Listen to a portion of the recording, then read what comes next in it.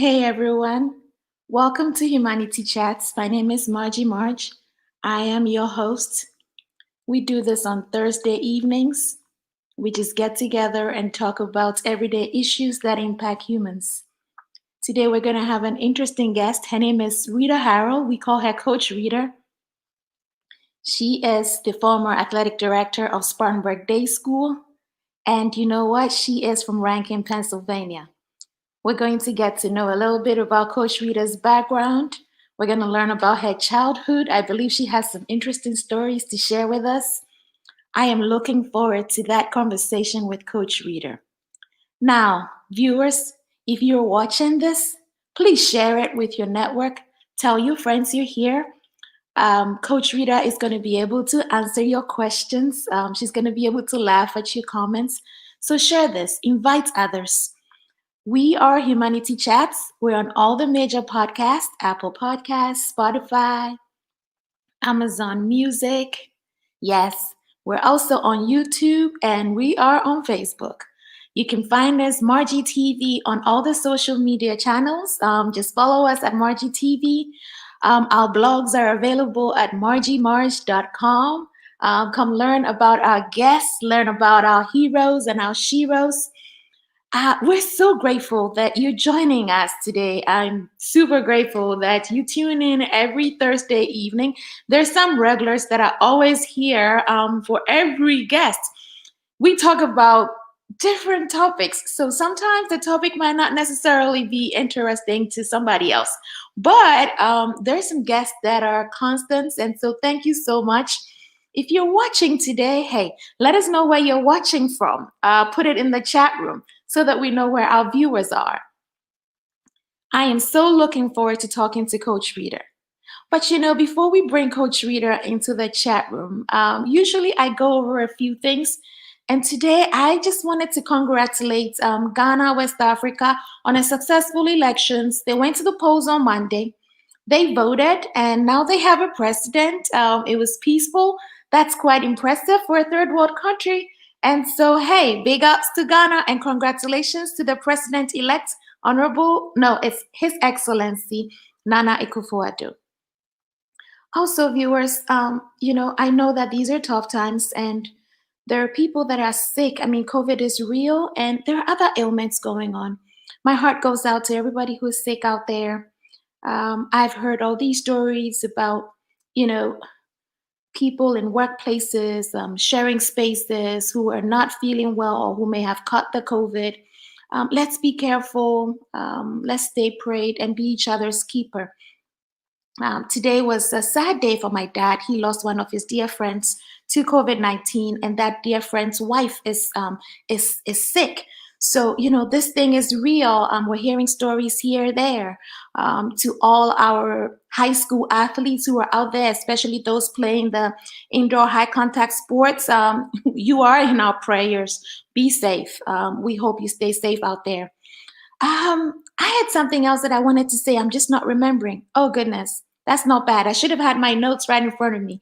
Well, we're gonna bring Coach Rita in. I'm sure you're like Marjy. We're in a hurry. We want to hear Coach Rita, right? So I should bring Coach Rita into the house. This is exciting.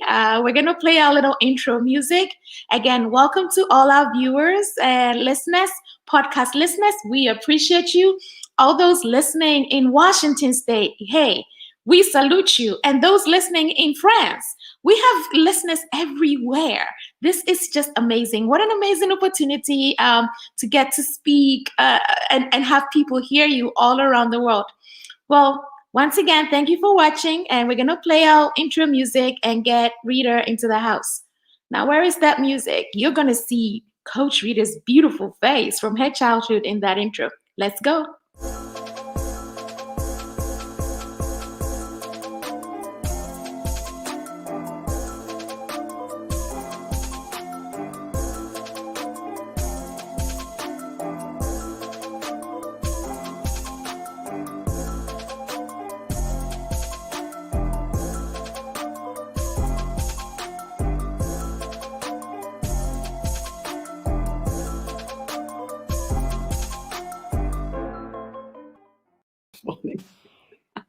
Hey, Coach. Hey, Marjy Marge. How are Oh, you? good. How are you? Those are funny pictures. Where'd you get them? I know, right? I'm like FBI. I got contacts, Coach. Oh, that's funny Now, stuff right there. well, I see that we have a guest here already watching from Minnesota. Hey, Rosemont, thank you for watching. Tell your network that Coach Rita is here. Invite them. Thank you so much for joining us. Coach Rita, Marjy Marge. it is such a joy to have you with us today. I want you to tell the audience just a little bit about yourself before we go into that conversation. Well, let's see. I'm retired. Um, I live on a farm. I've been athletic director for 20 years prior to retiring, and now I'm just living the life, living the good life. I've got 4 dogs. I've got 2 cats, and we just enjoying life right now. Well, that's good. Ooh, an athletic director for 20 years. Oh yeah. That's amazing. Now, I know that when I read your bio, it said that you always wanted to be a PE teacher. From the time I was little, from the time I was 5 years old, I met a girl through some relatives that went to, she actually was a student at Slippery Rock. And she was at Slippery Rock to be a PE teacher. And I just fell in love with her and said, that's what I'm going to do with my life. And that's where I went from the time I was 5. I just never veered off that. I never veered off that dream. Well, isn't that amazing? You are living the dream, Coach. Yeah, I am living the dream. It took me till I was 50 years old to finally live the dream. I took many different directions to get to being a PE teacher, which I wouldn't trade for the world. But, I didn't just get to be that right off the bat. But I finally got to be there on the back end of my career, and it was worth it. It was worth every minute of it. Well, Coach, this is what I'd like to know. Tell us a little bit about your background in ranking, because I know you are from Pennsylvania. Pittsburgh Steeler fan all my life. My grandparents came across Ellis Island, and my grandfather came to Rankin and worked in the steel mill. They had 9 children. They had 6 boys and 3 girls. Lived in a 2-bedroom house. It was a pretty interesting life. I mean, they lived a hard life. I mean, I never knew that they were living a hard life because they always seemed to be happy. Well, Coach, I know that. I'm originally from Ghana, West Africa, and there are times that I have marveled driving on the streets in the village and looking at people who are so happy, and you know that they're poor, but they're happy. And so it just goes to show that we can create happiness for ourselves. Well, I remember my mom telling me stories. My grandparents couldn't speak English, so it was very interesting when we would go to their house on Sunday. But my mother used to tell me stories that my grandma had 9 children. I knew she had to be on some kind of government subsidy because I remember seeing the big blocks of cheese and the big blocks of butter. But my mom used to tell me that she used to always cook extra for the people down the street that didn't have as much as she had. Now, how do you imagine that?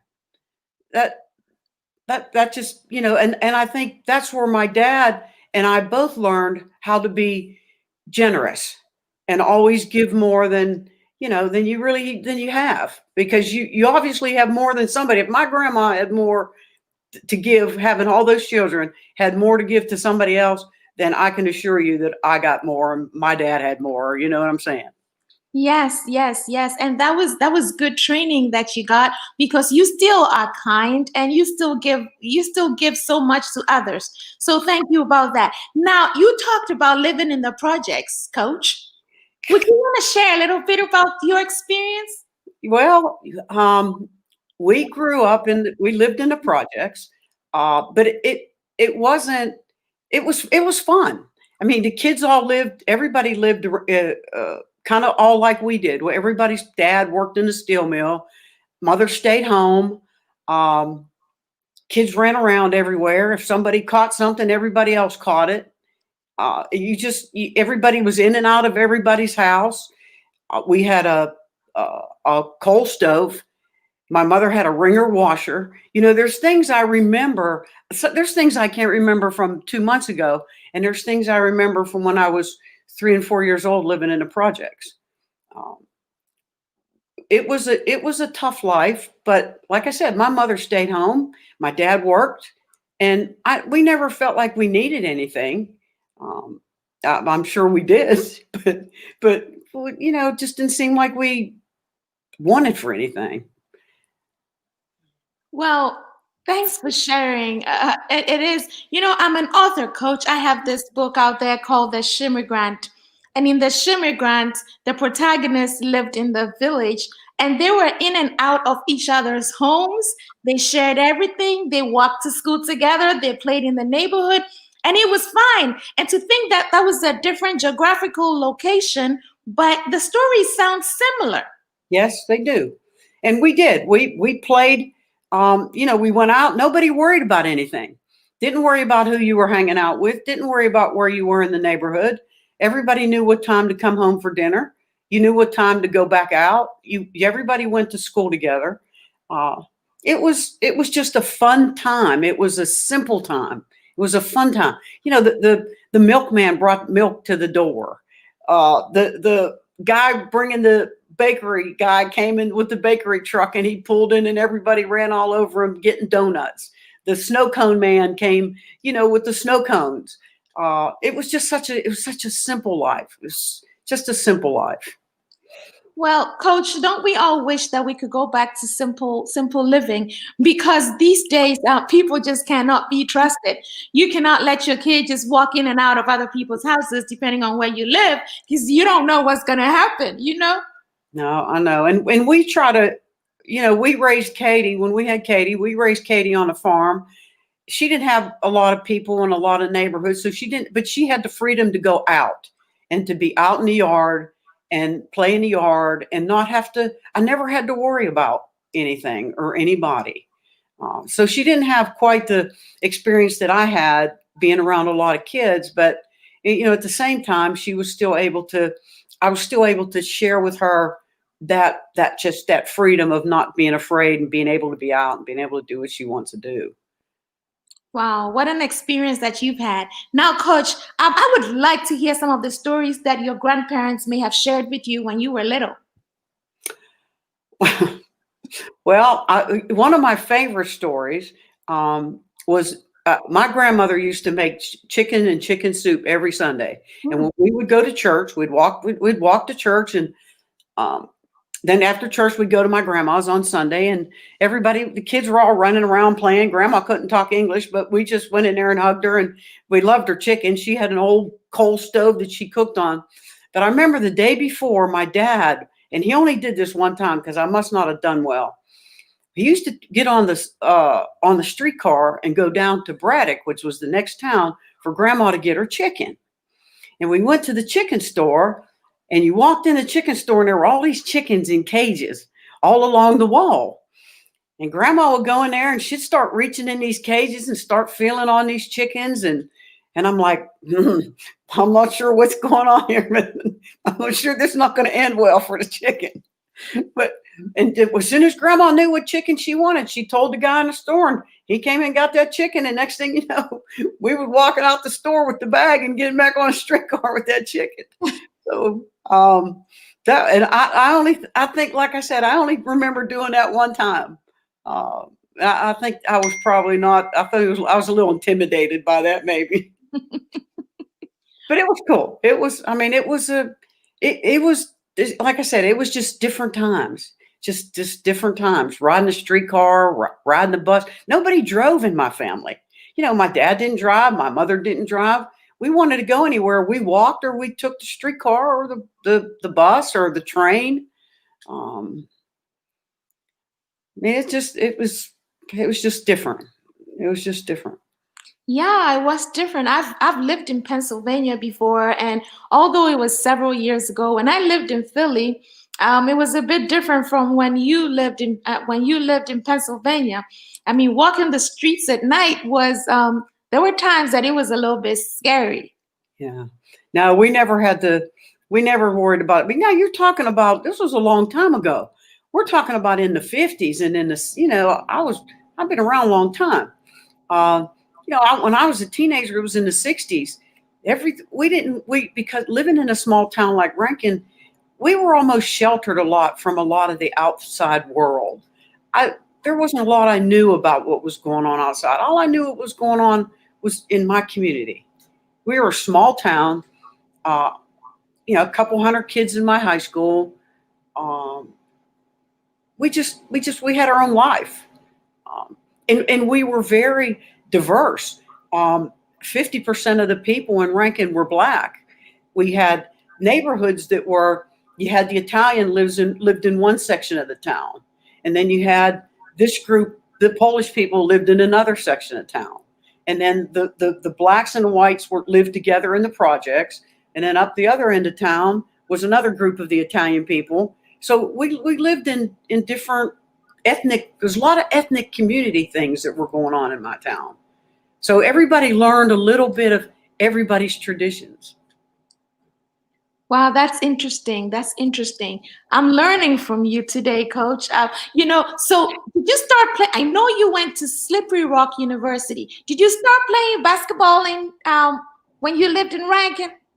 I played basketball from the time I was 5.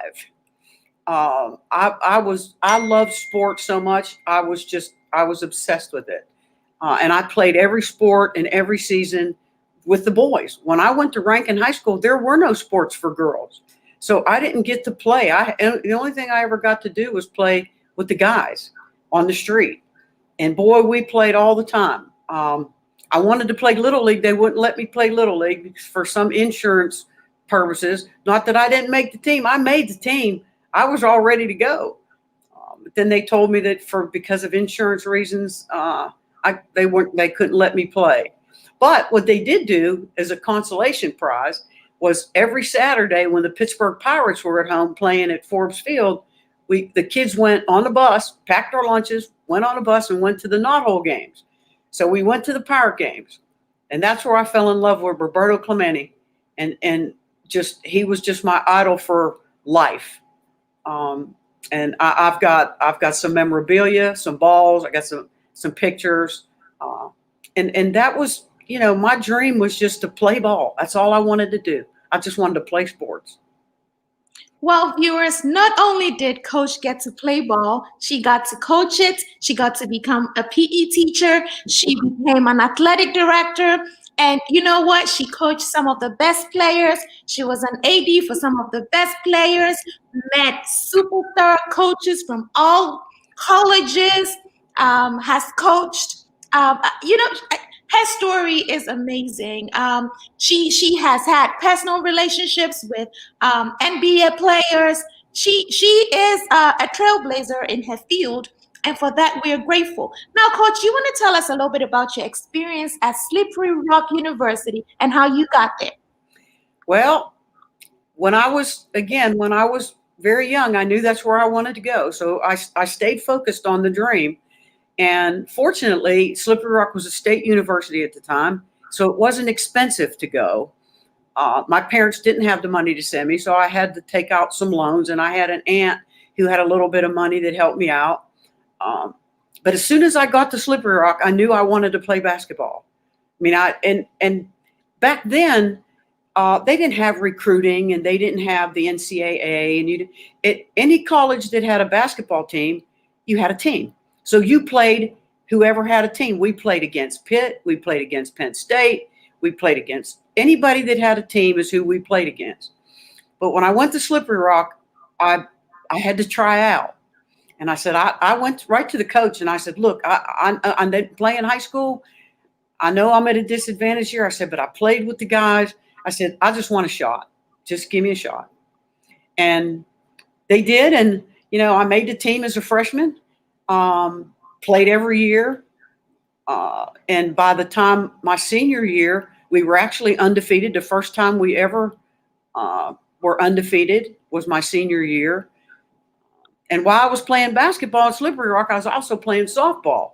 So I was playing sports all year round. I was obsessed. I mean, I could say, and I don't know if I was more obsessed with sports or if I was more obsessed with winning.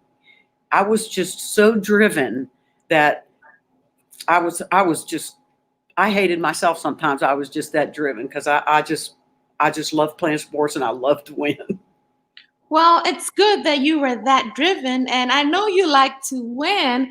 I've seen you coach, and I've seen that drive. You're a tough coach. Yeah, well, and I haven't lost that. I've tried to calm down a little bit. I still watch sports on TV and still get a little overworked over it, um, but Slippery Rock was good to me. I learned a lot. I met a lot of good people.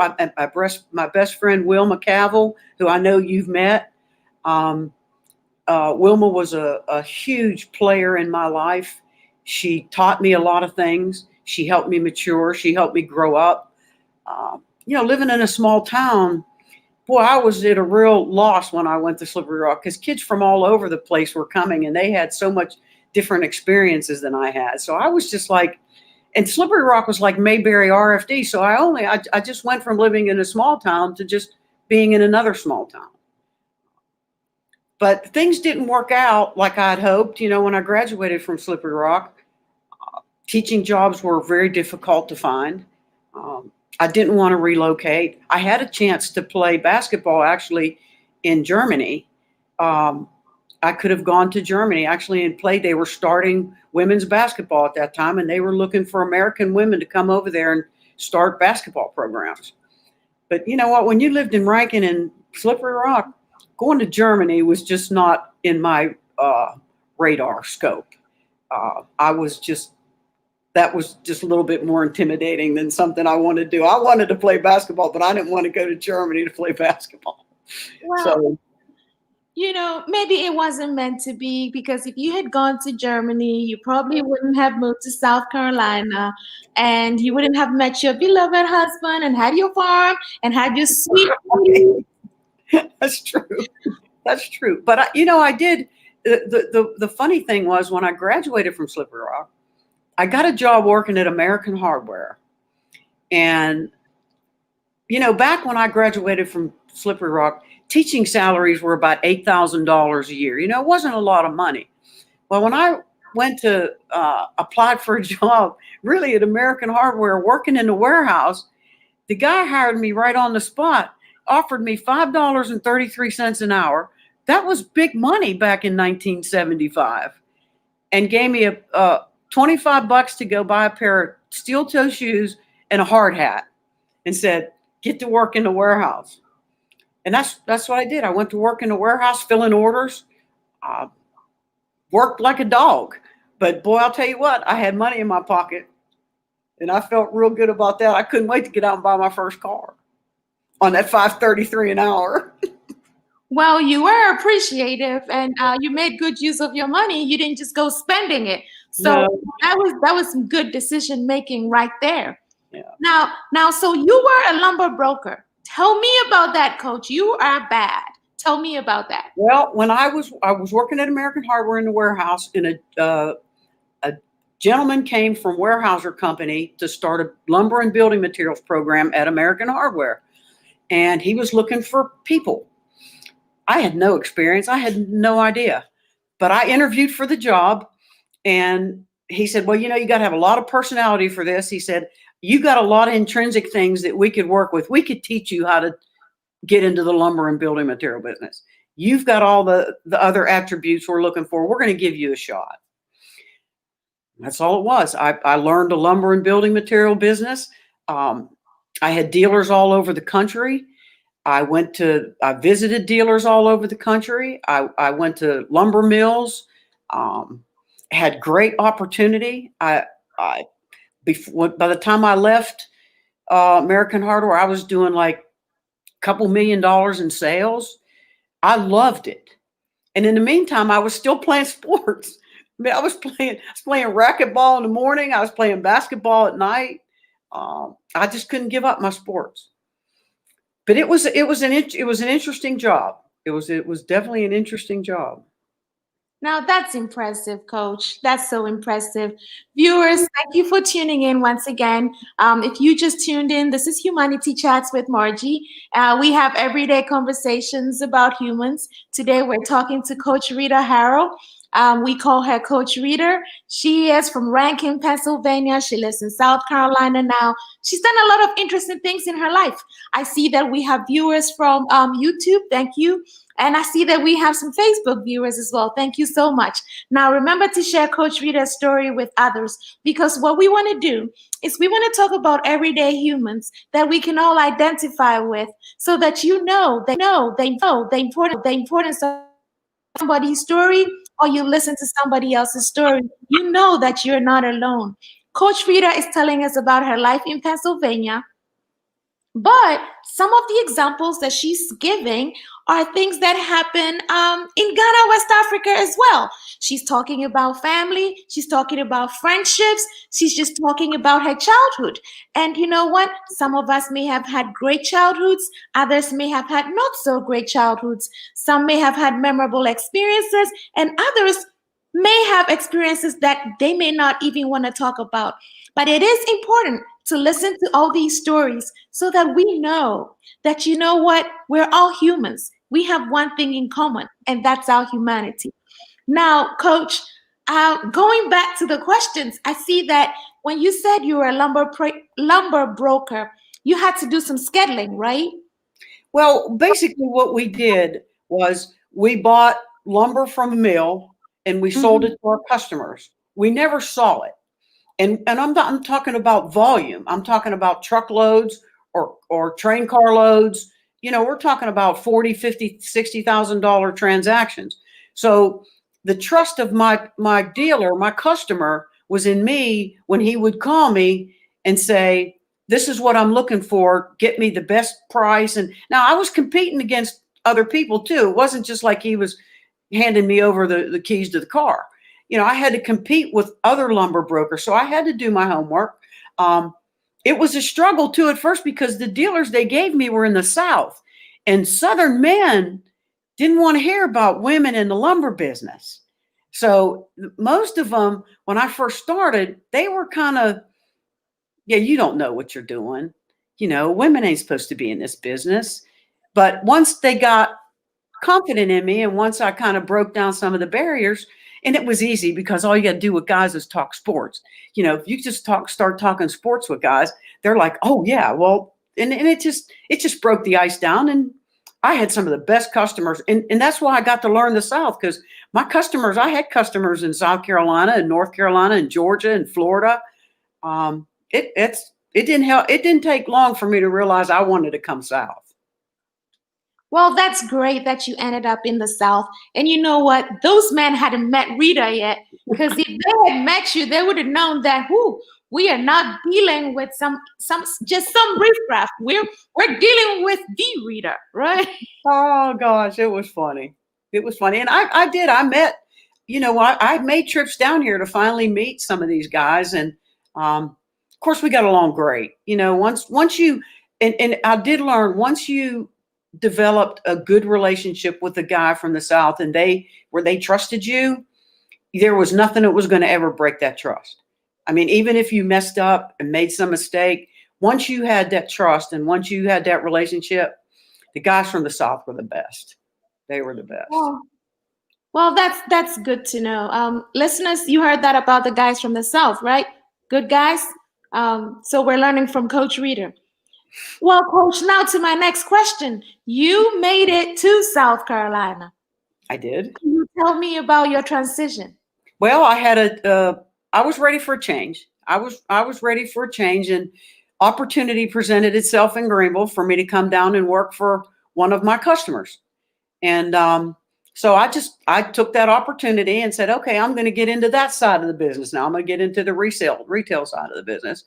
So I came down here and I worked at GBS Lumber in Malden and met Jim. That's where I met Jim. And the rest after that's just kind of history.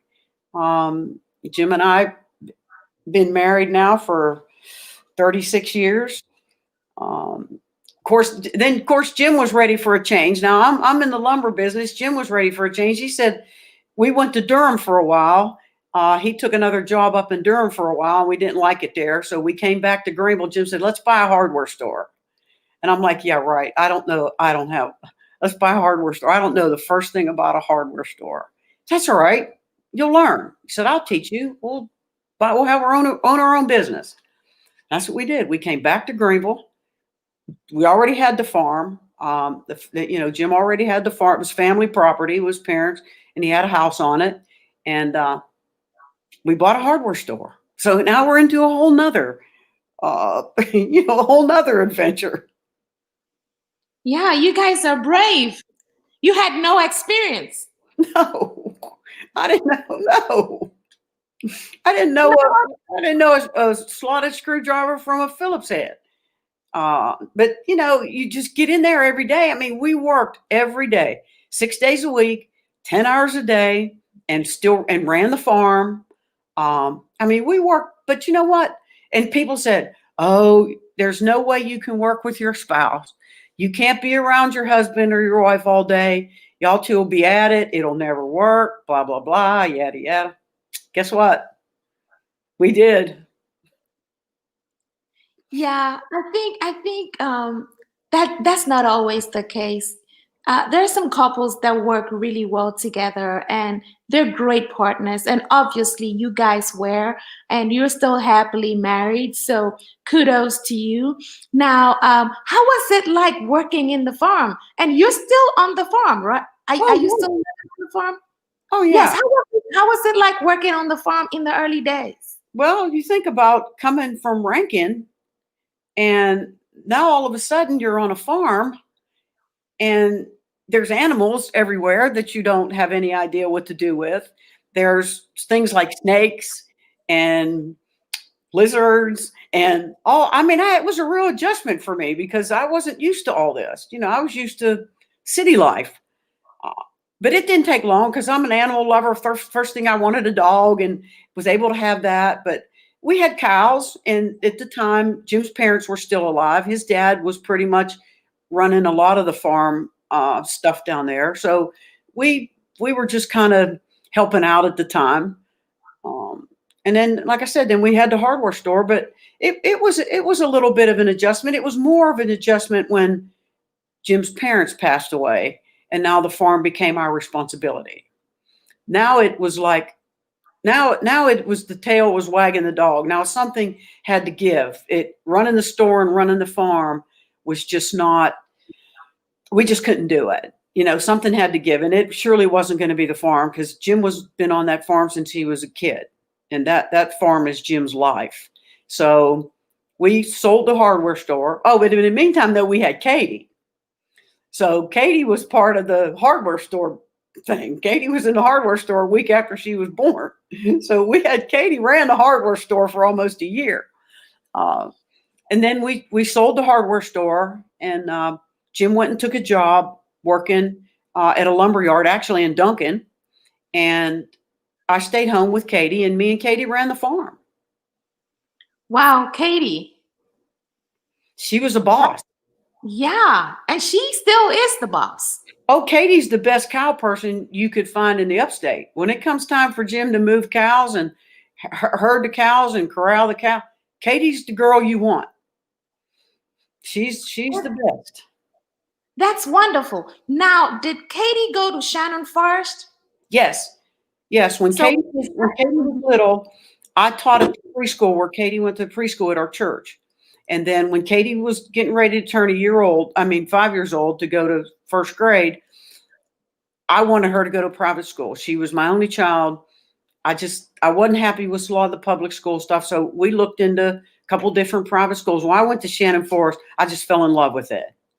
And I said, this is where we're going to go. And so Katie went to Shannon Forest. And the day I was getting Katie into Shannon Forest, the guy that was the head of school was interviewing me for her to come to school. And he and I got to talking. Well, he had ended up graduating from Pittsburgh. He knew all about Slippery Rock. He knew the reputation of Slippery Rock PE teachers. And he was like, well, I want you to come work here. He said, I don't have a job, but we're going to find something for you. I want you to come work here. And so Katie started first grade, and I started actually teaching a couple PE classes and working in the kitchen. I was the lunch lady. Wow, you We come started up as from a the lunch. bottom. I didn't start at the top. I was the lunch lady. Wow. And then you landed your dream job of becoming a PE teacher. Yep. Then I took on the next year. Actually, uh, I ended up being full time PE teacher. I was teaching kindergarten through 12th grade. I mean, I had every class, every kid. Um, I was booked all day, but it was fun. I mean, it was fun. I from having the kids in first grade to the kids in 12th grade, it was a challenge, but it was some of the most fun experience of teaching PE that I've ever had. Wow, that's an incredible story. And now we have some of the viewers with comments.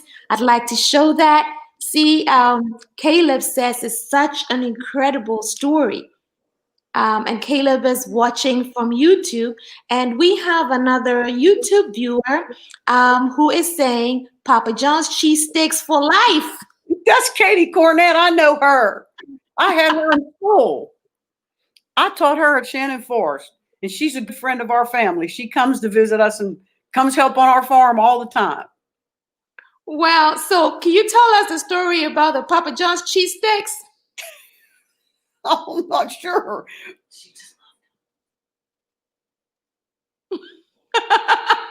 Yeah, I don't know Well, anything about the pop. Oh, I know what she's talking about. She's talking about when I was the lunch lady, and we had Papa John's on Friday.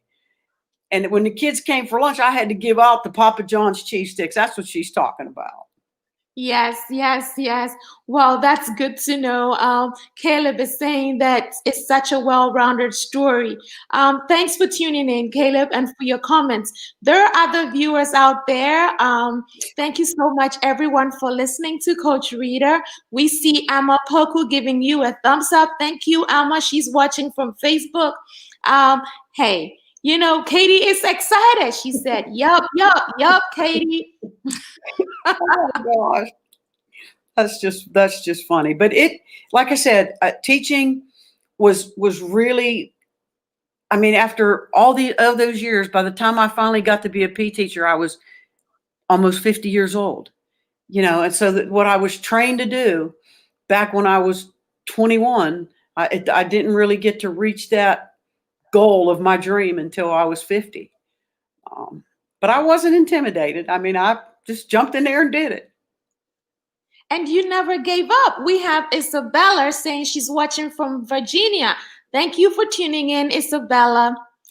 You never gave up, Coach, and that's the wonderful part of the story. Now, how did you become athletic director from being a PE teacher at Shannon Forest? Well, in 2000,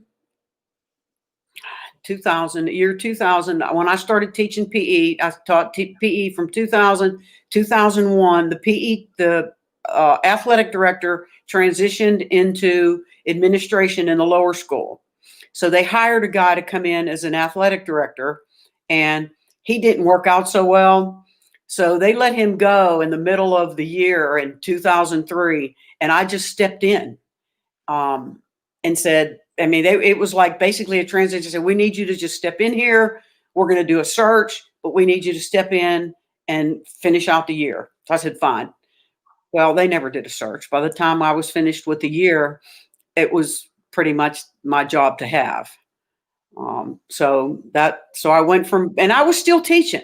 I wasn't teaching as many classes, but I was still teaching PE and health to the high school. I wasn't being a lunch lady anymore, though. Now I filled in there when they needed help. I always ran in because the lunchroom was right there in the gym. So anytime they needed help in the lunchroom, they called me. I went back there and helped with the lunch. I still did that sometimes, but then I became the athletic director in 2003 through 2012. Well, Coach, you're always helping out with something, one thing or the other. So I wouldn't be surprised that you would step back into that lunchroom. That's just your nature. And thank you for having such a great personality.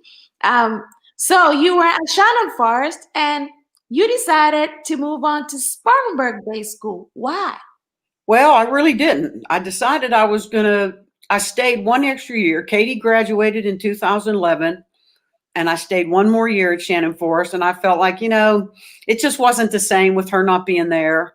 And I was already, I was just already feeling like, yeah, maybe I've, I'm done. Maybe it's time to retire.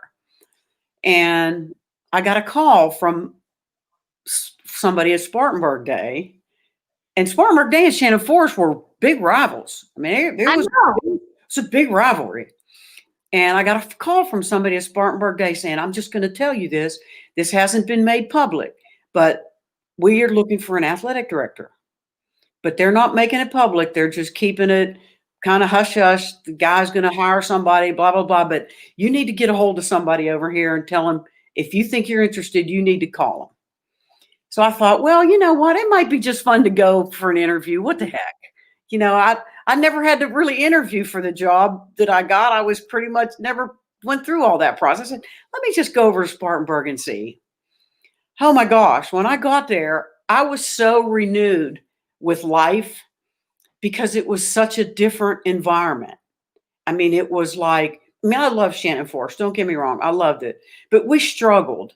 Our facilities were, they were just average, and we had to do a lot of work. We had a lot of our own work. When I went onto the campus at Spartanburg Day and I saw that, I was like, oh my God, I thought I like died and went to heaven. I said, boy, I could get into this. I could really enjoy this. But it was a little intimidating because it was a whole different environment. I mean, it wasn't a Christian school. People had a lot of money. They had a lot of great facilities. They just had, things that I never had at Shannon Forest. So I took my resume with me and went on met with Chris Dorrance, because Chris was on his way out. He was transitioning with Rachel. And I met with Chris, and he said, well, we're going to set you up for a day to come in and meet with the booster club and meet with these people and these teachers and those teachers and all this, that, and the other. So I went and I met with Rachel, and I met with the booster club, and we had a big old time. Met with some of the coaches that Katie had played against, knew some of them, and that was it. They just, a couple days after that day I spent at the day school, Chris Dorrance called me and offered me the job. Well, that's wonderful. I know Shannon Forest and Spartanburg Day are big time rivals, and there've been some name calling at times. So that was a brave transition. Well, they didn't trust me. It was not an easy transition because the kids didn't like me.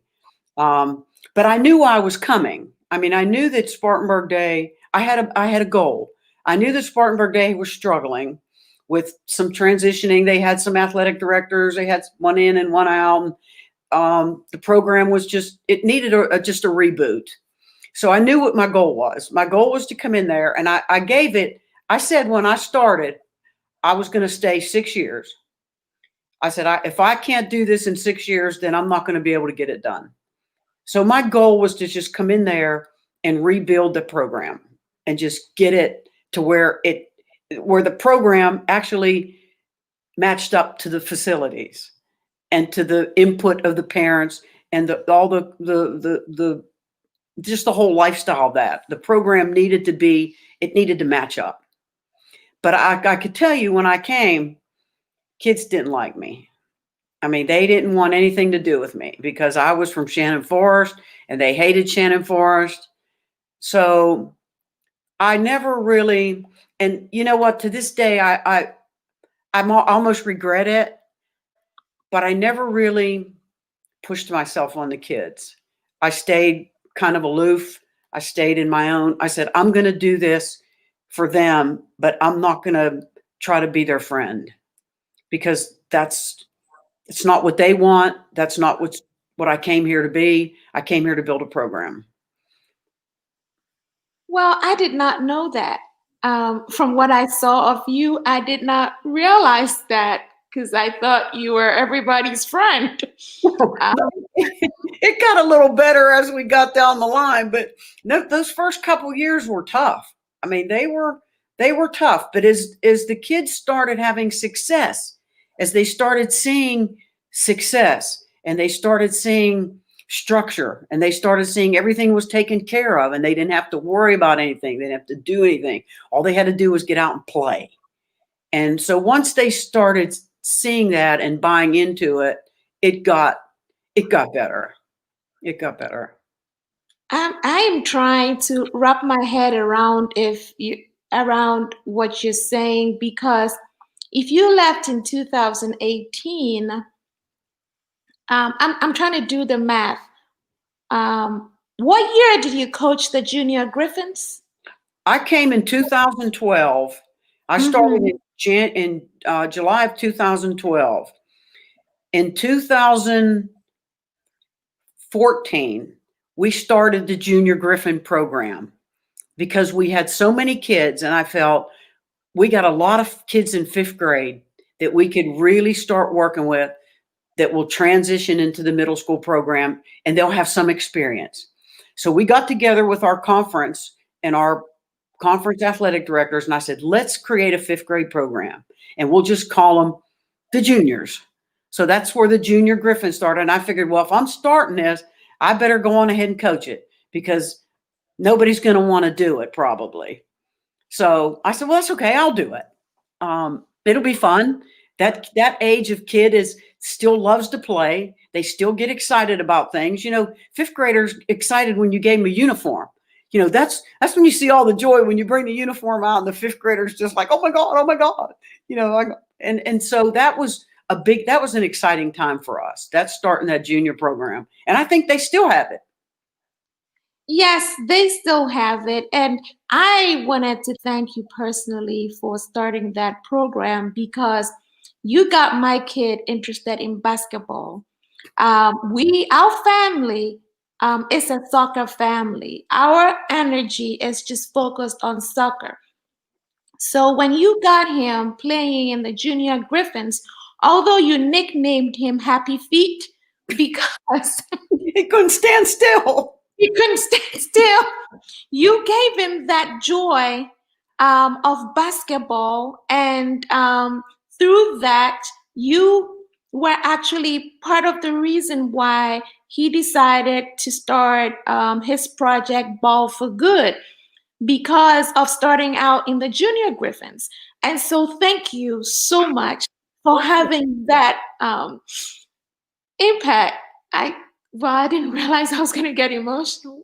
Oh, Come God. say something. Say something. I'm sorry. Well, no, I'm glad Adom played, but you're right. He had happy feet. Every time he'd get the ball, his feet was moving like he was going to play soccer. And I just told him, I said, Dom, you can't move your feet unless you dribble the ball. But he learned, you know, he learned. He was so coachable. I mean, he was just easy to deal with. But oh, we had some of the funnest kids. And you know, I think about Houston Graves is what? He's on the varsity now. Houston played for me as a junior Griffin. I mean, that's how far back that group has come. And Dom, and I'm sure there's some of those other guys up there that played on the junior Griffin team. Yes, yes, yes. Jed Howie is playing varsity, and Houston Graves was just named one of the top players to watch in this region that was in Go Upstate, I think, last week. And Well, so, good. was it top 15 players? I don't remember, but yeah, Houston was named, which is very exciting. I saw the article and I was beside myself. Um, so thank you for encouraging all those kids. That's your legacy. Well, that was a fun time, and that I hated to give that up, but it just got to be. Well, you know, when things started to get crazy at Spartanburg with the Zion Mania, um, I just had to give that up. I just couldn't. I was so consumed and so busy with all that that the little kid. But they ended up with a good coach, Ann loves it. And I remember she took over that program and she loved it. So she was a perfect fit for that. Yeah, and they were a winning team too, so that's great. Now you just talked about Zion Mania. Would you want to elaborate on that for me, please? No, no, I'm just kidding. That was a whole yikes. That was just, when Zion first came as a freshman, it was no big deal. I mean, he was a little skinny kid that, people talked about he was going to have some talent, and he was just a regular basketball player. But it morphed into everything by the time he was a junior. And then by the time his junior year was over, I knew that I was on the back end of my career, because that was probably some of the most stressful years. The last 2 years of my life at Spartanburg Day, with all that Zion Mania stuff, was probably more than I could want to do anymore. I mean, it was a great journey. I wouldn't trade it for $1,000,000. But what everybody saw on the outside of all the organization and the structure and how everything flowed and how everything went, what was going on behind the scenes, I couldn't even tell you. I mean, there were a lot of people that were under a lot of stress dealing with all of that every day in every way. But And I know you, Marjy. I know you loved it. I know you loved it, and everybody that had the opportunity to be a part of that will never forget it. That'll be a part of everybody's life for the rest of their life, because that was some of the most exciting times that we ever had. yes, it was exciting. But I am always a cheerleader for Griffins, no matter who's playing. I go crazy, and it's really tough having to wear a mask and try to cheer. I can't, Um, yeah, I can't it imagine. is. I can't imagine you being in a mask and Oh, hollering. yeah, I do it, and I get out of breath. The last game was against, I believe it was Lawrence Academy, and the Griffins won by 1. So you can imagine how intense that game was. And here I was jumping up and down. My phone fell out of my pocket. My car keys fell out. And and I'm thinking, girl, you gotta be calm because it's COVID. You gotta be calm. Yeah. So I always cheer for those Griffins. Thank you for everything that you did. Now I'm curious. You got to meet all these famous coaches when you were athletic director. What were some of your favorite encounters? Well, they were all different. They were all, and I had already had preconceived feelings about some of them on the front end anyway. But Roy Williams was my favorite. To me, he was the most sincere. He was the most genuine. I felt like he was all in it for all the right reasons. Some of the other coaches I felt like were in it for themselves. And I understand. I mean, I understand it's a business. I really got a chance to meet Frank Martin. And, people that see Frank Martin on the outside and at games and how mean he looks and how he's hollering, and he's not anything like that in person. He is the most kindest, soft-spoken, nicest guys you would ever want to meet. Bill Self, he was another one from Kansas. He was just the nicest guy. And you see them on TV, and they're so intense, and they're so this, and they're so that. But boy, getting a chance to meet some of them was just it was really. And Coach K was exactly what I thought he was. I mean, he was just, he was nothing different than what you see in person. So he was just Coach K. What an amazing journey. This is unbelievable. And you retired from the day school in 2018. So what did it for you? Why did you decide that this was it? This was the year? I think I was just tired. I when Matt passed away, that took a big hunk out of me. Matt was my connection to the day school. When I first came, Matt and I made a great connection together, and he always checked on me. He came every day before he left because I was down in the gym by myself. I was kind of disassociated anyway. Matt would always come down every day at the end of the day, see how I was doing, making sure I was okay. And when Matt passed away, it took a lot out of me. I mean, it was, and that's when I knew that it was time. I just knew that running that next year without him was going to be brutal, and I just knew it was going to take a lot out of me. And I was ready. I knew when I was ready. I never thought. I always thought when I was being an athletic director or teaching anything, it's like, when will you know? When do you know when it's your time? And it just came on me one day. I just said, you know what? It's just time for me to be on my farm, not be on call 24/7. As athletic director, you're on call 24/7. You're the last one, you're the first one there, the last one out. Your phone's ringing on the weekends. People just are demanding, they want to know. They just want to know. And I created that. I take responsibility for that. I created that because I wanted to be efficient. People wanted efficiency. They wanted structure. They wanted information. And I created that monster myself. So I had to learn to live with it. But I loved it. It didn't matter it was Saturday or Sunday. Billy Webster didn't care. He didn't care what day it was. He called me whenever he wanted to. If he wanted to know something, he called me whenever. And that was fine. I mean, that was fine. I was good. The surprising thing is that it wasn't just adults that were trying to get in touch with you. The kids were trying to get in touch with you as well. And you did respond to their emails and you did take care of them. So thank you for that, Coach. You have had such an impact, and I know that it was a tough job, but you've left the school in good hands. Joy Couch is doing an amazing job, especially during these COVID times, making sure that the guests are in masks and everybody's following protocols. I'm sure that is such a tough job. I wouldn't wish it on myself. So No, thank God was good to me. He blessed me by saying it's time for you to get out, because I would have not done very well with all of that. I can assure you. you. That would have been a that would have been a game changer.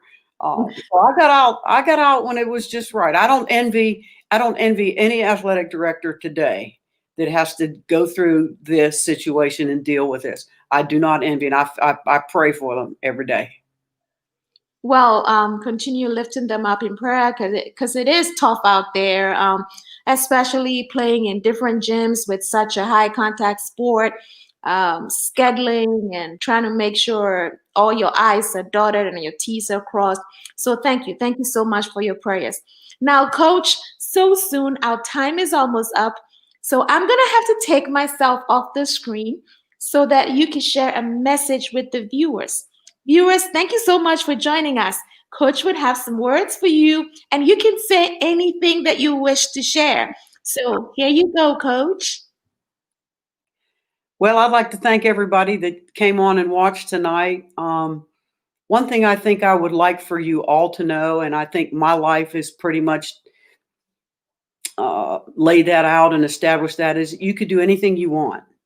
You, regardless of where you think your life is going to go, or regardless of where you think you were trained to go, always leave your mind open and always be ready to make a move and to do wherever the path leads you. Just take that path. Don't be afraid. Just take it. If it works out, that's great. If it doesn't work out, that's okay. You learn from it. And I've always been a believer in everything that happens in my life. Everything happens for a reason. You may not understand that reason when it happens. You may be sad. You may be happy. You may be devastated. You may be crushed. But always remember that everything happens for a reason, and something good will always come from it. I appreciate y'all tuning in tonight. It's been great. Thank you. Wow, Coach, thank you for those words. And we have some comments in the chat room. We have Rosemont saying thank you. This gives her hope. We have Kofi saying thank you, Coach Rita, for all you did for Spartanburg Day. God bless you. Look, we have Hank. I'm not in my glasses, so I can't see good, but I know Hank is saying he enjoyed watching and learning about Rita. Um, and we have Rosie again saying thank you. We have Carla giving you thumbs up. We have Lydia saying you are a blessing. So, Coach, you have touched so many lives tonight. And I know that as this video is out there in the universe, you're going to be touching even more lives. Well, listen, I appreciate you having me. I really appreciate you. Now, viewers, this is Marjy TV. We're on YouTube. If you're watching, don't forget to hit the subscribe button. Don't forget to leave a review if you like Coach Rita's video. You can also listen to Humanity Chats with Marjy on all the major podcasts. We're on Facebook. Find us, Marjy TV. Subscribe, subscribe, subscribe. Leave your reviews. And we're open to guests. Just go on marjymarch.com, send us an email, and we will get back in touch with you. We're booking for 2021. We just want to learn about everyday stories that impact humans. I have been blessed by listening to Coach Rita today. And she has let me know that everything is possible and not to give up on my dreams. When Coach Rita was a little girl, she dreamed of being a PE teacher. It took her a moment to get there. She even became a lunch lady in the process. But guess what? She eventually became a PE teacher. But it didn't end there. It became bigger than that. She became an athletic director. And it didn't end there. She became an athletic director for a super school and ended up being an AD for an NBA player. So, you know what? Don't ever give up on your dreams. She came all the way from Rankin, Pennsylvania from the projects and she made it. Now she is retired. She lives on her farm. She blasts her music daily, I'm believing. Has fun with her family, living the life, and is blessing people along the way. Thank you so much, Coach Rita, for joining us. And to our viewers, thank you for joining us. We hope to see you again next week as we have our final program to wrap up the season and talk about reflections. Thank you and have a good night. Thank you.